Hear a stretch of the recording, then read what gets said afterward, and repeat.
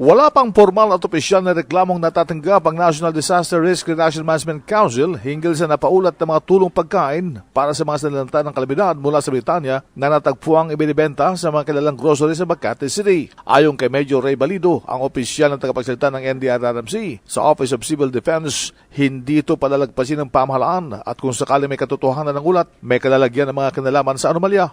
Sinabi pa ni Balido na mas makabubuting ibigay sa kanila ang mga detalye ng kung sino mang nakakaalam sa modus operandi upang masimulan ang investigasyon. Para po makapagsimula na rin tayo dito sa gagawin nating hakbang para po malaman natin mapag-imbestigahan itong mga ganitong pangyayari. Nakakaya sa atin kung may katotohanan ng lumabas ng mga ulat na ang mga tulong pagkain na nanggaling sa bansang Britanya para sa mga sinalanta ng bagyo sa Eastern Visayas ay naibebenta ng mga corrupt local officials, pahayag ni Balido. Tulad nga ng sabi ko, pagtutunan ito ng pansin at hindi magandang imahe ito para sa ating lahat. Si Major Ray Balido, ang opisyal na tagapagsalita ng NDRRMC sa Campo Aguinaldo. Iyan ang DZRH News, RH 911, Bing Formento, naglilingkod sa pagbabalita.